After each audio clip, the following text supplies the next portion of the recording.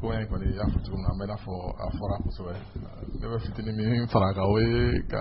ko kuma nyashi ambala ka wara no muso were parce que kuma chama kuma ubese ama na cheu chama bu dama kashi ni rom ye fene ka fo no tara muso ka so na kuti lafiya muso ko hakli to ro la tiere la ko hakli to cheu ka lafiya la cheu be kle bangu singa nu do na so no ka ngal lafiya o ka ngal dusus masoro donc ro ko hakli to la ko sebe na mi fora ni mam ya fo tugo mina odi ala kala ka ke tugo sallallahu alaihi wasallam chef na kan ki bamma ka ye ka fo ko bi ala kala ladigi odi ka islamen ma yayi odi bi ka ala bato fana dafa da ki hakli to ka fana ala ka afamu mandama ame foli blakata lam sirima jakte nu ko fa amba fo na ka de maya bela jele alhaji yusuf kulubali anaka de maya ambu bela jele fo ko be ka radio in lamen ko sebe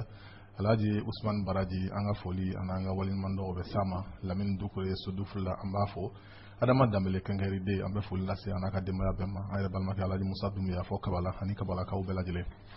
kuna foni flabe kuna foni folo bora islamo nyama ro sheikh mahmoud diko kuna emission sikira fo foli lase islamo mani walin mando sabugo ko conseiller baraba mi bro dabi ko islamo ye bara yo yakku ngoye yo wuli ka joke ka valeur do conseiller ka se kata bara inke ko mo yira kenaka kaka o conseil tola ko be foli ni do ko mo shikana na fare fa do wala ni kon na jala kanyashi faso ko yima sango kamna do samyamina ko begi hakli to do wala kabala de do mun beke ala ko jabi ala ka jamana suma ala ka jamana sabati aywa halbi al ustad hut ya balma do faneka la halaya ke balma mafla kube barake no bulu bulla barake lawdiru kube barake no bulu ma la kan lain tugo mina korake ma be barakon nana bena fa be doke jamfa sabu be bara bulla barake lenke nu jera ka bara mun ke ni marché mun na sanu yo baraw ke benni roy mi o beddi na korake mana to ka bara do soro o wi kurugo to luke te fa doke o beni na ke be maliya ni nyoche ko sa na ala na ke unna bara do soro no marché do e unna usigi ka balmaya kan fo nyoy ku kali nyoy ko shikana shi jamfa u ka to ka balmaya la nimi soro la ku tle nyoy koroke bawna mo de go du mena sangoro kini koroke marché ay mo wara o fara reka u ka je kata o barake ka doke to krefe o ke wale mbe sisa doke du su chenendo ko yala amena munde foni mo fly u ka balmaya in tabulu ma nu ka barake nyoy ya tabulu mana ani mo mana be kaminka aka kaun dafa nyoy amna se kamufuina wala la yala ala kani sobe ya rabbal alamin ekme fulu la sanyara be fullo faka sulkani jabi di inshallah sogama na nyara kme denguli kuma mulo sogama dayna alhamdulillah rama islamau chamana na yako kungoy kusebe mashallah cewala musola dan nga fulini wali mando be bela jele inshallah ala kabla bega mi dani na inshallah taala wa alsa munu ni dungo gela wala ka dembar kamando ya rabbal alamin bon nunga la halay munye naam balma ka gele sama ba ina nga sindia tugu kasro halna maglum fena sindia ka nga tugu kasro na maglum foila ala do ke te mashi se ko ko ana ma den na to mo bi siga foko ala ni den suga adnema mo bi sa ala ni muso suga adnema ni che suga adnema ngel siga fo ala ni balman suga adnema ubi ala ni gane na dune na so balman balman ala ya ka nyom balimay u balma sindia tuli u kana ke o te auka fanyini fuyi bon maintenant ka ba sinzi balman sin turani sorosra doy lawe nyom fa mo kan bash fetala ngana yira ka fola auka soroke nyom fe ga na baraka nyom fe o de na ga saka ka balma chen abo barako ni dabla ana atefaka bara dabla na anga jinga ka nyom fu ka dabla parce que chez quelqu'un flaté na frogo fe malaga ba meni be baraka era to la mune be ke e ga soro mona do da chugu na ka soro ga balma be annona o de here sino soro here ni onali ba ka balimati aga here to ko nanade so do ni zukun jigira no wana kaban zukun jigira no wana kaban ko do kra shen klain fo chugu meni me kala meska la dirga mun kon fo no ye o de beka barake ayre halla yo jinga barake no fe akake mun yɛrɛ baara sɔrɔ ka fɔ ne de baara tigi ye nin baara dira karisa de ma nin marché dira karisa de ma a bɛ wele bila dɔ ma n'a bɛ se ka wele nafa bɛ se ka bakan sɔrɔ cogo min na aya nin marché bɛ ne bolo nka n'an ka jɛ nka a kɛ e nin yɔrɔ in nin ne nin yɔrɔ in ye n'a jɛn'o ye a bɛ baara kɛ n'a ma jɛn'o ye a ka dabila n'o taara n'o taga cogo ye sisan o ka balimaya bɛ tilen nka ka fɛn bɛɛ ɲamulen to ɲɔgɔn na a kɛra cogo cogo kɔni dɔ bɛna dɔ janfa dɛ a y'a kɛ cogo cogo n'a ye ɲɔgɔn faamuya a denw tɛna ɲɔgɔn faamuya komi a y'o ɲɔgɔnna caman ye cogo minnu na maa joli joli tun bɛ yen balimandamaw o bɛɛ tun bɛ baara kɛra ɲɔgɔn fɛ nka ala nana ka na kɛ sɔrɔ kɛlen na ne ye nin ɲininka o b'a fɔ sɔrɔ saba ye ne de ye ne nin fana ɲininka o b'a fɔ ko sɔrɔ saba ye ne de ye olu yɛrɛ dama nana kɛlɛ bali hali n'olu bɛnna kelen mana fatolu la o kelen ni dɔ in denw tɛna bɛn nin bɛɛ lajɛlen na lida ka a bɛ ɲini ka fɔ adamadenw ka ko gɛlɛya ka kɛ sɛbɛnw ni ɲɔgɔn cɛ a ko ka jɛya nin bɛ kɛ nka a bɛ ɲamani to ɲɔgɔn na ye ten silamɛya yɛrɛ t'o ɲini o fɛ fiyewu o kɔni ka dɔ kɔni olu a kɛra maa sugu sugu ye baara o baara kɛli an ka duniya baaraw la o bɛ kɛ sababu ka u ka sindiya fara u ka sindiya tigɛ o ko baara dabila silamɛya tɛ se k'o encourager o baara in kɛli la fiyewu lida ka n kɔni m'o ladini o de ye u ka jija u ka ɲɔgɔn minɛ k'a to balimaya in u kan ka tugu sindiya kan ka tugu fɛn bɛ yen fɛn tɛ yen wa fɛn o fɛn b'a tigɛ olu ka bɛɛ lajɛlen ka taa ka bɔ yen u ka to u ka balimaya kɔnɔna na mun ye baara ye n'a tɛmɛ min kan bɛɛ ka baara k'a yɛrɛ danna tuma dɔ la o de bɛ n'olu ka balimaya sinsin o de bɛna hɛrɛ kɛ bɛɛ lajɛlen hali alhamdulilayi. Alhamdulillahi rabbil alamin ni waati in na ni ala sɔnna ma an bɛna an ka waati tɔ ni labila kɛnɛma mɔgɔw ye minnu mana se ka don yanni ka se waati tɔ ni dafali ma yanni an ka so ma kunnafoni kelen min bɛ yen o bɔra silamɛtɔn min tɔgɔ ye ko Umu Ayman n'o sigiyɔrɔ bɛnnen bɛ commune Katima. Ala subhanahu wa ta'ala ka diɲɛ kɔnɔna na k'u ye kuranɛ durusiba min organiser silamɛden musomanw ni ɲɔgɔn cɛ o kuma ko a jaabiw bɔli ni ala sɔnna ma ko bi kunɲɔgɔn don dimanche natɔ inshallah a bɛ kɛ centre culturel islamique Damdalayi kɔnɔna na o kuma ko silamɛw bɛɛ lajɛlen welelen bɛ silamɛ cɛ ani silamɛ muso lansara seli wagati la bɛɛ lajɛlen ka ɲɔgɔn sɔrɔ yen nɔ a ko ɲɛmɔgɔya bonya bɛ an karamɔgɔ al-imam Usman Salihu ani a tɔw bɛɛ lajɛlen bolo o kuma ni ala sɔnna ko wele kɔni ko bɛɛ lajɛlen de ko don o kuma ko kɛrɛnkɛrɛnnen la an ka diinɛ radio islamique radio Dambe ani radio ɲɛta ko mɔgɔw bɛɛ lajɛlen welelen don ka ye kɛnɛ in kan sabu silamɛya tɔgɔla kɛnɛ don kuranɛ durusi karamɔgɔ fɛn fɛn min bɛ ani kuranɛ durusi yɔrɔ b'i bolo k'a karamɔgɔ bɛɛ lajɛlen bonya bɛ kɛnɛ kan bɛɛ lajɛlen welelen don ni ala ka jɔn ɲuman min ala ye nɔgɔya k'i ye i b'a fɛ minnu gaɲɛna nin ko la ka se ka don bolo fɛnɛ k'u ye ko dalen don bɛɛ lajɛlen ye i fɛɛrɛ kɛ k'a lase Umu Ayman mɔgɔw ma ni ala sɔnna ma a bɛ fara ɲɔgɔn kan minnu kɛra niyɔrɔbatigiw ye a bɛ tila u ni ɲɔgɔn cɛ inshallah ni ala sɔnna waati natɔ la kunnafoni an na segin a kan dimanche natɔ don ni ala sɔnna ma an bɛ ala deli ala ka waati jira an na ala ka daminɛ hɛrɛ la ka kuncɛ hɛrɛ la Abdulayi Sila n'a sɔrɔ mɔgɔ b'i fɛ sira fɛ i bɛ se ka sira d'o ma assalamu alaikum wa rahmatullah bismillah an ta ye foli de alhamdulillah émission ka d'an ye kojugu alhamdulillah awɔ inshallah wa alaikum salam wa rahmatullahi wa barakatuh Abdulayi Sila k'ale ta ye foli ye ko émission ka d'u ye an bɛ ala deli laɲini ye min ye ala k'o sabati assalamu alaikum wa alaikum salam wa rahmatullah bismillah wala qalma ko kan fudi naam ala ko to ko bara amin ya rabbi amin amin tere ko kan fudi naam ala do ni kuma kan inshallah ayo ani bara radio Nyatadu 103.3 MHz ni dobe sira Abdulayi Sila radio Nyata assalamu alaikum wa rahmatullah assalamu alaikum wa rahmatullah wa alaikum salam an tulo bila bismillah i bɛ radio mankan dɔgɔya i kɛrɛfɛ radio min b'i kɛrɛfɛ i b'a mankan dɔgɔya bismillah o tigi promoteur Abdulayi 20 73 17 18 radio Nyata assalamu alaikum wa rahmatullah wa alaikum salam wa rahmatullah bismillah bismillah ni min ka parno ke gela zabe an nyogon tena na fo andi je ka barake ale dum tidanente ni ba fe ko asoro kata yero were kana be min tale no ni ba ke jugo gele bi ni balmake ce abe barake no fe ale je alinte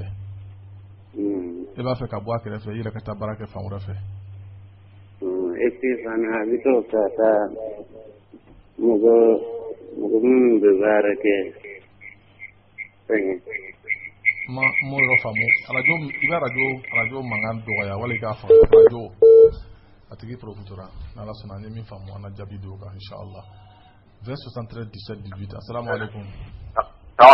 wa alaikum assalam wa rahmatullahi wa barakatuh bismillah alhamdulillah wala tanto lerma aga mi songara nya ko jugu inshallah alta aba ujiya ko to yoba ala salama bokoma meg jana na ba ka mo fuga do ka ko to bay ala salama inshallah wala fallo aywa on baraji amna pare to ma inshallah alo salaam alaykum wa alaykum assalam wa rahmatullah ko Usman de naam alo bismillah antlo bida amaru esme Usman de la ko bismillah ga chief wa atlo bilawo ala ka amaru buga dawda de ka do ka ngande kama na fa ngala sonama ci sira inshallah amadu o ke be assalamu alaykum wa alaykum assalam wa rahmatullah ala ka examen no ya ala ka ni sawaba be ya rabbal alamin ka ne sabati ka sebene tonke sawaba ya rabbal alamin ala ka korota dam amin ya rabbal alamin assalamu alaykum wa rahmatullah assalamu alaykum wa rahmatullah basi la otigi prokutura imam ye do ke do mon dangala kele be allo assalamu alaykum iba radio fa ay krefe radio manganga bo tara se radio fa ay krefe ne ba alhamdulillah bismillah no nela ni ngali ni jem morani no ta ba so mo mo so turma ni ne ni se me so na mo kana me ke na mo ma so aha allo antlo bila bismillah o do ni ngali furugo bi ni chero ni nyonche ke ra de gamane anga mo ko ni so na me ke nga mo uti so na ko so tiara ko ai au go ko ayi kada kunmenga o mala ke tele so ka fa na ko ya na ga mso ni ka ta do ka fa no ayo baste ala salam awo ala kanya kadamo ni baraji 2073 17 18 radio nyata assalamu alaikum wa alaikum salam bismillah wa comme notre ma fi kanyini gal do kawla naam wala ini mo sisa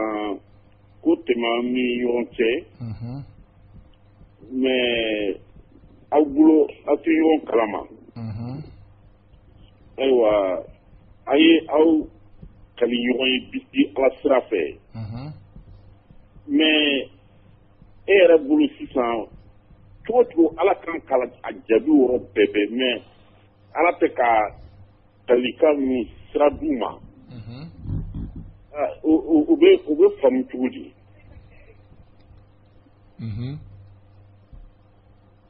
itlala awon clara ini baraji ma ni baraji bande sera karamo ma nga wakati ko jatimna karamo boro ka jane commune 4 commune 6 o kile assalamu alaikum assalamu alaikum bismillah wa alaikum assalam wa barakatuh assalamu alaikum wa alaikum assalam wa rahmatullahi wa barakatuh bismillah imam bismillah naam ne ta fu le dinga fu Usman na wa awa tlobila ku kan sama do la an bora muti ana warin ni la ku kan sama do la na la sona mo be do ke be inshallah anga fu le nyetani taleni islamique ibe la men ngay mam na do ke si sana la sona ma dawari ana so anga fu le assalamu alaikum naam wa alaikum salam be ala dali ala ka gersiga man di ma ka ni jaila ya rabbal alamin ala ki son ki wasa ala ki son ki kariya ya rabbal alamin ala ka be se mandama na ala ife mundama ala ka barka do ala ya rabbal alamin akram uhud antani ni ngali ni wakati bekata zan anyana fi medde muran na de kanga se sojona donc kale na balma ke be barake no fe kuma ka balma ke cleaninte kale ba fe ka ta barake fa ore fe yalla am se ka place on kan be fale inshallah ala kan sawabe namara ga min fo do no nga jabiro krene be fo aw ka jenga barake nyogon fe nera ka jenga barake li ole na ka balma yatin khalas aw ka balma ka bungat ma ka barake nyoga kan balmai aw ka o koroshili o ka bungat me aw ka barake nyoga kan na yira aw ka barake nyoga barake li nyogon bulu ole na to balma be na tin ay ya fa nyogon ko pega ka barake ay reddana on ngano kelle wa ka balma fana sinzi balma ti tin aw ka continuer ni aw ka bara keli da wala ka balma kade la famille oui parce que ala rafa bukata bara kayre mbe fina kuma kon o bente balma nge doyma ana kala famille so ko balma ka bunga teme baraka no kan ko inshallah imam farangambe ni wali chama munna balmaya sirafe ko sobanga ni suina sutu jabi labanno naam anga don ka fo balmaya e fenglem bade kusube anga janto ala al-islamaya e balmaya fo ka geleya ka islamaw ke balma mawi o ko fe sindiya mu mani nyonche o fenglem bade fo anga janto balmaya te ja chugo sila fo mawka ko to nyontala naam fendo be munti sagwe ngana ya sura ka fe ni balma ka bemba ka je isago ko ka to ale sago la wala sa benga se ka sura ni nyonche ala kra ka kuma kan be sallallahu alaihi wasallam akoni mawo benin do kola ala taala be hina kawe nga kuma mo no fara la ka cien kola ala taala fna bo kuma dia aka hinama naam kura dumu be na ya sura bemba kono ala ka hinabe nga bente dumu kono ala taala ka hinate o dukon nala ore kama ngan jantu kusube balma ka cienu angana ulube jatemne ka foko e farali sababu kuma dola ala taala be ando so kada kan balmo be cieni mun kan kuna amolla do mu ya sawala ko ala fana banger sege ka dauka be mu fo ka farosa hud ka kuma ko weninde ala ka me so wama amin ya rabbal alamin ambalma do fana be no ale ko ambalma muso do ko laydu bale ni cero ce furuko la ko ale sumo ko ni sona furuko ima kuma ko ce sumo ko tun sona no tlala kabba nani ni ngango bani sababu barajmena ko utura ko in konna ko ce fa bana kuna na fo ko yani ce kana muso furula ka ta do ka fa iflo ko bani sababu de ko yalla am saka ladri ka jima fa le yana zalu ala kan sawaba ben amin ya rabbi machama cheone muso ka laidu kan ko yin ka hakli tala ba mu to ka fo ayre ba do laidu kan na ba tan ko wa ako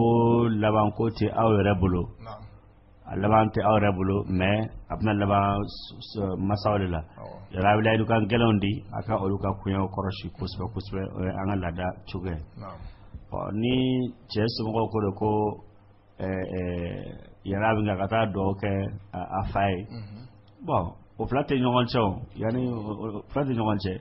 faim fatura kaba modala che nga fru yere kele rabe do fra do kele ka parce do ye mune do ye armade ne masa fatura hakanan de be ka ngode ke ebe do ka ebe sarakati boy we shi kuturu barai ay ladili kanma mundi wala do kay mana bo asrafe ebe bamato en ka sindia tugu nan nay bateru boya be bateru do mboya donc no olube islama ko de yinina be se ka chen la famani o fene no furu kale tuna ska fente no shila bal furu kale be se ka demere de ka to ka se ka non ka surtout ladu kandra muna awre kun sonono komuma to kana to ka ko fa to do ko ke fona soro nyabala faenga fatulu sabe musayin noy ute musayin te cheka torbenga fatuli sabe tam manka do soto flaka di noy o manga do no ka fubala che foni fere de be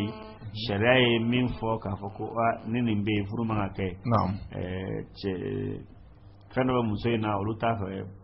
furuga ke okan da ko klenga o nyafo no olute o karado no plani nyonche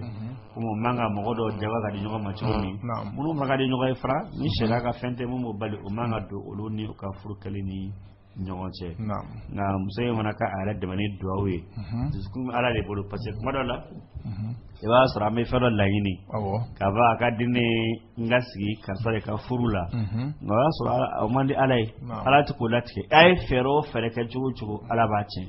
wa ni hali n'a y'a ka furu kuma fɔ maa dɔ b'a fɔ aya n'an ka hɛrɛ kɔni b'a la ala k'a latigɛ ni hɛrɛ yɛrɛ fana t'a la aya hɛrɛ bɛna ala k'o latigɛ dɛ o dɔw kuma dɔ la o fana bɛ minɛ o minɛli de tɛ bɛn ma waati dɔ la kuma dɔ la olu fila bɛɛ hɛrɛ b'ala k'a latigɛ suma ala de b'a dɔn aw ka hɛrɛ tɛ a la dɔn ala bɛna ni sababu mun b'a bali n'o kɛra i bɛ jɛn ala ka latigɛ ka jɛn ala ka duwawu mun kɛra o duwawu de bɛna na k'an ka jɛn ni o ye o bɛ cɛ dɔw fana ka question fana jaabi directement mun y'a fɔ ko man ta sara kan ko ani muso de layidu kan gɛlɛnw ta ɲɔgɔn ye layidu pour que ka se lakin layidu kan tɛ sara ka bɔ a sira fɛ ka sɔrɔ ala b'a la sago de la aw ye layidu kan di ɲɔgɔn ma nka a ka laɲini ye mun ye aw ka se ka furu kɛ furu min aw bɛ hɛrɛ sɔrɔ a kɔnɔ nka komi aw ye tila ka ko di ala yɛrɛ de ma o ala de fana b'a dɔn a ye layidu ta ɲɔgɔn ye cogo o cogo ala layidu taara maganw a y'a ta madina a y'a ta yanw ala de b'a dɔn k'a fɔ k'aw ka hɛrɛ tɛ nin na aw y'a ɲini cogo o cogo ala tɛ jɛnɛ ye sabari ka hɛrɛ t'a la nka olu ɲɔgɔnw bɛ se ka kɛ a ma ko adamaden ka limaniya kɔni sɔrɔ k'i ka ko di ala ma ni ala ye jaabi mun di i ka jɛn ni o ye ala k'an sababu an balima dɔ fana kuma laban ale ka kuma ne m'a faamu kosɛbɛ a bɛ n'a fɔ fɛn dɔ tɛmɛ n'u ɲɔgɔn cɛ k'u y'u kale ala la ɔ kalinin kɔfɛ ale tun bolo ni ye nkalonntigi ye ala ka ko bɔ ko in na joona nka ala ma sɔn ka fɛn bɔ a la fɔlɔ n'a sɔrɔ an bɛ se ka min fɔ la imam ala kan bɛ sababa ma ni lahalaya mun filɛ nin ye a tɛ kɛ k'i b'a fɔ ko mɔgɔw bɛ kale ala la yɔrɔnin kelen ko fɔ ala ka sin ka ko bɔ a la yɔrɔnin kelen o tɛ wajibi ye maa ka commandement tɛ ala kan ne aw kɔni y'a kale ala la a bɛ jɛn ka ko di ala ma maa dama ni ɲɛnamaya ma ba aw bolo fɔlɔ o kɔrɔ ye k'a fɔ ala bɛ se ka jaabi jira aw la diɲɛ kɔnɔ ou bien jaabi yɛrɛ jirali diɲɛ kɔnɔ a bɛ se ka kɛ aw si ka hɛrɛ t'a la ala bɛ se k'a to yen k'a bila ka alikiyama don ma kɔnɔ alikiyama don sela ala taala bɛ jaabi jira ala fana bɛ se ka bɔ a la nin bɛ n'a fɔ duwawu de i kalifɛ na a ye duwawu de kɛ n'ala y'a jaabi joona o ka kan n'a yɛrɛ dun y'a jaabi yakaru o kɔrɔ ye k'a fɔ ko de y'a kɛcogo ɲuman ye ala k'an bɛ sababa ayiwa a bɛ n'a fɔ an ka walanda sira dayɔrɔ la an ka bi sigi yanni an ka kuma laban di karamɔgɔ ma u ka duwawu kan ye an bɛ hakilijiginw kɛ dɔgɔkun in kɔnɔ ka daminɛ sini na ka taa ɲɔgɔn fara ɲɔgɔn kan n'o ye wajulu ou bien conférence damadɔ bɛ yen nɔ masidu salimiya n'o ye an karamɔgɔ Sheikh Ali Gindo ka misiri lafiya bugu danni na ni ala sɔnna ma ko ka mɔgɔw hakili jigin komi ni min kalan ko caman kɛra yan nɔ ko ka hakili jigin kɛ mɔgɔw k'u senfa joona ka taga masidu Abubakar Sidiki la alhamdulilayi fɛnɛ tarata don ni ala sɔnna wa taala sɔnna ma o kuma komi ni fɛnɛ kalanna yan nɔ k'u hakili to a la markaz Seyida Khadija ni ala sɔnna ma sini fɛnɛ don mɔgɔw k'u hakili to a la ni ala sɔnna ni ala ye dimanche na inshallah Umu Ayman kuranɛ kalan kɛnɛ kuncɛ n'o ye apiridiw ye gagnɛbagaw ka u ni yɔrɔ di u ma ni ala sɔnna ma an bɛ ala deli ala ka nin bɛɛ lajɛlen kɛ hɛrɛ ka ɲini silamɛ muso fo k'u jija k'u cɛsiri ala ka diinɛ baara kɛli la ni mɔgɔ y'i cɛsiri ala nɔfɛ ni ala sɔnna ma i bɛ ala sɔrɔ alimam Usman an b'a ɲini fɛ ni kuma laban bɛ yen ka dugawu kɛ an ka kɛnɛ kuncɛ kuma mun bɛ yen o de halisa ka foli ni waleɲumandɔn ɲɛsin an karamɔgɔ ma n'an ka diinɛ ɲɛmɔgɔ ma ni o ye conseiller mɔgɔ ye o ye lajɛ mun kɛ bi lajɛ in ma jigiya k'a fɔ wasa sɔrɔla kɔnɔna la ka d'a kan jamanadenw walasa u ka bɔ u ka se ka jɔyɔrɔ fa jamana kɔnɔna la fo k'a dɔn fɛn mun bɛ ka tɛmɛ jamana kɔnɔ n'o ye jamana kɔnɔ ko dɔn ka jamana olu minnu kan ka mɔgɔw bilasira lahalaya min bɛ jamana kɔnɔ n'o y'o dɔn k'a kɔnɔ ko dɔn a bɛ kɛ sababu ye k'a to ka bilasirali a bɛ sira sɔrɔ kosɛbɛ o de kama bi lajɛ la alimami tun bɛ yen fɛn mun fɔla a kɔnɔna la an caman mɛn a la nka ma jigiya a kɔrɔfɔ tɔw bɛ yen mun kɛla conférence ye ma da la ni o kibaruyaw jɛnsɛla fɔlɔ radio siraw fɛ ma jigiya bɛɛ k'i jilaja bɛɛ k'i jija k'olu lamɛn kosɛbɛ ka d'a kan a bɛ mɔgɔw lafaamu n'o tɛ n'i y'i sigi ten i ma ko ninnu ɲɛɲini k'a dɔn e y'i sigi a dɔw la i bɛna fɔbali fɔ i bɛ kɛbali kɛ o la o conseil ye nin hakili ɲuman mun sɔrɔ ka wuli ka nin baara in kɛ ka jɛkulu bila a ko labɛnni kama kɛrɛnkɛrɛnnenya la no o jɛkulu ɲɛmɔgɔya tun bɛ an yɛrɛ ka ɲɛmɔgɔ bolo Sheikh Ibrahim Kontaw ka fara mɔgɔ wɛrɛw kan alhamdulillah hakilina ɲuman don an bɛ Ala deli Ala ka barika don u ka cɛsiriw la an bɛ Ala deli Ala ka alisilamɛya sabati jamana in kɔnɔ Ala ka silamɛya kɔrɔta Ala ka silamɛw kɔrɔta Ala ka bɛnseman d'an ma fɔta ani kɛta la Ala ka dusukun fara ɲɔgɔn kan tiɲɛ kan Ala ka dusukun fara ɲɔgɔn kan Ala ka jɛ kan baara mun n'an bɛ ka kɛ an bɛ Ala deli Ala k'a kɛ baara ɲuman ye Ala ka bɛnseman d'an ma fɔta ani kɛta la an bɛ Ala taala deli Ala kana fɛn dɔn an dusukun na mun t'a sago ye an bɛ Ala deli Ala kana fɛn b'an ka kumakan na mun t'a ka jɛ sama kan sama an bɛ Ala deli Ala kana fɛn y'an ka kɛwale la a bɛ dimi an kɔrɔ ni mun sababu ye Ala ka bɛnseman d'an bɛɛ ma furu Ala ka barika don o la Ala ka furu sabati minnu m'a sɔrɔ fɔlɔ an bɛ Ala deli Ala ka nɔgɔyaw ye cɛ kunda Ala ka sababu nɔgɔya muso kunda Ala ka gɛrɛsɛgɛ ɲuman d'o ma an bɛ Ala taala deli Ala ka lafiya diɲɛ kɔnɔ k'an lafiya lahara ka Ala taala deli dɔgɔkun hɛrɛ Ala ka d'an ma tɔɔrɔ Ala k'an kisi a ma an bɛ Ala deli Ala k'an ka laɲiniw sabati arajo in Ala ka barika ye Ala ka kɔrɔta baara mun kan k'a kɛ alisilamɛw ye an bɛ Ala deli Ala k'a kɛ baara ye mun bɛ o yɛrɛ kɔrɔta Ala yɔrɔ Ala k'a kɛ baara ye mun b'a to n'an bɛɛ bɛ nin yɔrɔ sɔrɔ Ala ka diɲɛ na hada wa sallallahu ala nabiyina Muhammadin wa sallam an balima arajo ɲɛtaala lamɛnbagaw nin de bɛ dansigi k'an ka bi baara la n'an ka karamɔgɔba fila ye kɛnɛ min ɲɛnama n'o ye alimam Sheikh Hudu Kɔnɛ denkuranin fa ani ka taa se imam Usman Salihu ma denkuranin mɔkɛ an n'olu de jɛra ka nin baaraba in kɛ ɲɔgɔn fɛ bi an b'u bɛɛ fɔ k'u bɛɛ waleɲuman dɔn ka dugawu k'u ye Ala ka bɛɛ lajɛlen ɲuman se so an den Ala k'a balo Ala ka kɛ den kunnadi Ala ka kɛ den barikama ye Ala ka kɛ diinɛ dɛmɛbaga ye a nana hɛrɛ min sɔrɔ Ala k'o jidi silamɛ bɛɛ lajɛlen a nana tɔɔrɔ min sɔrɔ an Ala k'o ɲani ka bɔ an kan ka masaya kɔnɔna na i n'a fɔ imam Hudu yɛrɛ dugawu kɛ Ala ma nɔgɔya minnu ye fɔlɔ Ala ka den barikama di bɛɛ lajɛlen ma gɛlɛya ni fɛnɲɔgɔnya bɛ minnu ka furu Ala ka bɛn don kɔnɔ ya rabbal alamin kalandenw Ala ka ɲɔgɔn dan ani yɔrɔbatigi Ala ka ani yɔrɔ sɔrɔ nɔgɔyaw ye Ala ka gaɲini nɔgɔyaw ye an karamɔgɔ Abdala Koyita a bɛ dugu taga min na an bɛ Ala deli Ala ka ɲuman sigi Basila Abdulahi maraka technicien ale de bolo bɛ nɛgɛ karafe la k'a fɔ ka waleɲuman dɔn ka barika da nɛgɛ karafe minɛ ko ɲuman na k'Ala ka barika don an la an bɛ bi taa bila yan Ala kana sitana don a la ya rabbal alamin Ala kana sitana niyɔrɔ sɔrɔ an ka baara la kɛnɛ tɛ kun cɛ n'an b'an karamɔgɔ Bata Mɛnta a n'a ka cɛden bɛɛ lajɛlen fo Racine Sall ka foli ni waleɲuman dɔn s'u ma k'u ka diinɛ kumakan ɲumanw ni mɔgɔ bilasirali ko ɲumanw na Ala ka bi kunɲɔgɔn jira an na